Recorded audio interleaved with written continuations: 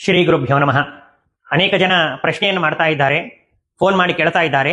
ಈ ಪರಾಭವನಾಮ ಸಂವತ್ಸರದ ಶ್ರಾವಣ ಮಾಸದಲ್ಲಿ ಬರುವಂತಹ ವರಮಹಾಲಕ್ಷ್ಮಿ ವ್ರತವನ್ನು ಯಾವಾಗ ಆಚರಣೆ ಮಾಡಬೇಕು ಅಂತ ಹೇಳಿ.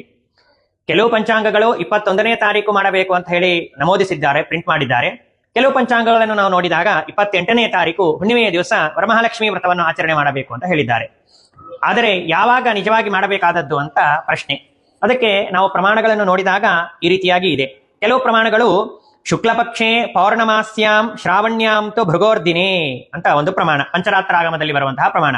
ಈ ಪ್ರಮಾಣ ಶ್ರಾವಣ ಮಾಸದ ಹುಣ್ಣಿಮೆಯ ದಿನ ಶುಕ್ರವಾರ ಅಂತ ಅನ್ನೋದು ಬಂದಿತ್ತು ಅಂತ ಆದ್ರೆ ವರಮಹಾಲಕ್ಷ್ಮಿ ಪೂಜೆಯನ್ನು ಮಾಡಬೇಕು ಅಂತ ಹೇಳ್ತಾ ಇದೆ. ಇನ್ನೊಂದು ಭವಿಷ್ಯೋತ್ತರ ಪುರಾಣದಲ್ಲಿ ಬರುವಂತಹ ವಾಕ್ಯ ಪ್ರಸಿದ್ಧವಾಗಿರುವಂತಹದ್ದು, ನಾವು ಕಥೆಯಲ್ಲಿ ಕೇಳುವಂತಹದ್ದು, ಪೌರ್ಣಿಮೋಪಾಂತ್ಯ ಭಾರ್ಗವೇ ಅಂತ ಮಾತು ಬರ್ತದೆ. ಅಂತಂದ್ರೆ ಹುಣ್ಣಿಮೆಯ ಹತ್ರ ಇರುವಂತಹ ಶುಕ್ರವಾರದಲ್ಲಿ ವರಮಹಾಲಕ್ಷ್ಮಿಯ ಪೂಜೆಯನ್ನು ಮಾಡಬೇಕು ಅಂತ ಹೇಳಿ ಈ ಪ್ರಮಾಣವನ್ನು ತಿಳಿಯಬೇಕು. ಅಂದ್ರೆ ಒಂದು ಪ್ರಮಾಣ ಹುಣ್ಣಿಮೆಯ ದಿವಸ ಶುಕ್ರವಾರ ಬಂದಾಗ ಮಾಡಬೇಕು ಅಂತ ಹೇಳ್ತಾ ಇದೆ, ಇನ್ನೊಂದು ಪ್ರಮಾಣ ಹುಣ್ಣಿಮೆಯ ಹತ್ರ ಇರುವಂತಹ ಶುಕ್ರವಾರದಲ್ಲಿ ಮಾಡಬೇಕು ಅಂತ ತಿಳಿಸಿಕೊಡ್ತಾ ಇದೆ. ಎರಡೂ ವಾಕ್ಯಗಳೇ ಆದ್ದರಿಂದಾಗಿ, ಎರಡೂ ಪ್ರಮಾಣವಾದದ್ದೇ ಆದ್ದರಿಂದ ಯಾವುದನ್ನೂ ನಾವು ತಪ್ಪು ಅಂತ ಹೇಳುವಂತೆ ಇಲ್ಲ. ಎರಡನ್ನೂ ನಾವು ಹೊಂದಾಣಿಕೆ ಮಾಡಿಕೊಂಡು ಅರ್ಥವನ್ನು ಮಾಡಿಕೊಂಡಾಗ ವಿರೋಧ ಅಂತ ಅನ್ನೋದು ಪರಿಹಾರವಾಗ್ತದೆ. ಹಾಗಾದರೆ ಈ ಬಾರಿ ಯಾವಾಗ ಮಾಡಬೇಕು ಅಂತ ಅನ್ನೋ ಪ್ರಶ್ನೆ ಬರ್ತಾ ಇದೆ. ಅದಕ್ಕೆ ಉತ್ತರವನ್ನು ಈ ರೀತಿಯಾಗಿ ತಿಳಿಯಬೇಕು. ಯಾವಾಗ ನಮಗೆ ಹುಣ್ಣಿಮೆಯ ದಿವಸ ಶುಕ್ರವಾರ ಅಂತ ಅನ್ನೋದು ಬಂದಿರೋದಿಲ್ಲವೋ ಅವತ್ತಿನ ದಿವಸ ಆ ಬಾರಿ ಏನು ಮಾಡಬೇಕು ಅಂತಂದ್ರೆ ಹುಣ್ಣಿಮೆಯ ಹತ್ರ ಇರುವಂತಹ ಶುಕ್ರವಾರದಲ್ಲಿ ಮಾಡಬೇಕು. ಸಾಮಾನ್ಯವಾಗಿ ಅದು 2ನೇ ಶುಕ್ರವಾರ ಆಗಿರುತ್ತದೆ.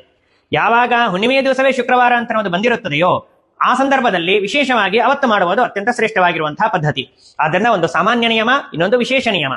ಸಾಮಾನ್ಯ ನಿಯಮವನ್ನು ಅನುಸರಿಸಿ ಪ್ರತಿ ವರ್ಷ ನಾವು ಮಾಡ್ತಾ ಬಂದಿದ್ದೇವೆ. ಆದ್ದರಿಂದ ಎಲ್ಲರೂ ಕೂಡ ಹಾಗೆಯೇ ಅಂದುಕೊಂಡು 21ನೇ ತಾರೀಕು ಹುಣ್ಣಿಮೆಯ ಹತ್ರ ಇರುವಂತಹ ಶುಕ್ರವಾರ ಆದ್ದರಿಂದಾಗಿ ಅವತ್ತು ಮಾಡಬೇಕು ಅಂತ ನಮೂದಿಸಿದ್ದಾರೆ. ವಿಶೇಷವಾಗಿರುವಂತಹ ನಿಯಮವನ್ನು ಅನುಸರಿಸಿ ಕೆಲವು ಪಂಚಾಂಗಕಾರರು 28ನೇ ತಾರೀಕು ಹುಣ್ಣಿಮೆಯೂ ಕೂಡ ಬಂದಿದೆ, ಶುಕ್ರವಾರವೂ ಕೂಡ ಬಂದಿದೆ, ಆದ್ದರಿಂದ ಆ ದಿನ ಮಾಡಬೇಕು ಅಂತ ನಮೂದಿಸಿದ್ದಾರೆ. ಆದ್ದರಿಂದ ಈ ಬಾರಿ ವಿಶೇಷವಾಗಿರುವಂತಹ ಪ್ರಮಾಣವನ್ನು ಅನುಸರಿಸಿ 28ನೇ ತಾರೀಕು ಶುಕ್ರವಾರ ಬಂದಿದೆ, ಆದ್ದರಿಂದ ಅವತ್ತು ಮಾಡುವುದು ಅತ್ಯಂತ ಶ್ರೇಷ್ಠವಾಗಿರುವಂತಹ ಪದ್ಧತಿ. ಆದ್ದರಿಂದಾಗಿ ಯಾರಿಗೆ 28ನೇ ತಾರೀಕು ವರಮಹಾಲಕ್ಷ್ಮಿ ಪೂಜೆಯನ್ನು ಮಾಡಲಿಕ್ಕೆ ಅವಕಾಶ ಇದೆ, ಸಾಧ್ಯತೆ ಇದೆಯೋ ಅವರು 28ನೇ ತಾರೀಕು ಮಾಡಬೇಕಾಗಿ ಪ್ರಾರ್ಥನೆ. ಯಾರಿಗೆ ಅವತ್ತು ಮಾಡಲಿಕ್ಕೆ ಅವಕಾಶವಿಲ್ಲೋ ಅಂತಹ ಸಂದರ್ಭದಲ್ಲಿ ಸಾಮಾನ್ಯ ನಿಯಮವನ್ನು ಅನುಸರಿಸಿ 21ನೇ ತಾರೀಕು ಶುಕ್ರವಾರದಂದು ವರಮಹಾಲಕ್ಷ್ಮಿ ಪೂಜೆಯನ್ನು ಆಚರಣೆ ಮಾಡಬಹುದು. ಅದರ ಜೊತೆಗೆ 28ನೇ ತಾರೀಕು ಮಾಡಿದ್ರೆ ಇನ್ನೊಂದು ಲಾಭವೇನು ಅಂತಂದ್ರೆ ವ್ರತವೂ ಕೂಡ ಮುಗಿದಿರ್ತದೆ. ಆದ್ದರಿಂದಾಗಿ ಎಲ್ಲಾ ರೀತಿಯಾಗಿರುವಂತಹ ಅಡಿಗೆಯನ್ನು ಮಾಡಬಹುದು, ಹಣ್ಣುಗಳನ್ನು ಇಟ್ಟು ನಾವು ನೈವೇದ್ಯವನ್ನು ಕೂಡ ಸಮರ್ಪಣೆ ಮಾಡಬಹುದು. ಆ ಒಂದು ಲಾಭವೂ ಕೂಡ 28ನೇ ತಾರೀಕು ಶುಕ್ರವಾರ ಹುಣ್ಣಿಮೆ ದಿವಸ ವರಮಹಾಲಕ್ಷ್ಮಿ ಪೂಜೆಯನ್ನು ಮಾಡಿದ್ರೆ ಅವಕಾಶ ಇದೆ.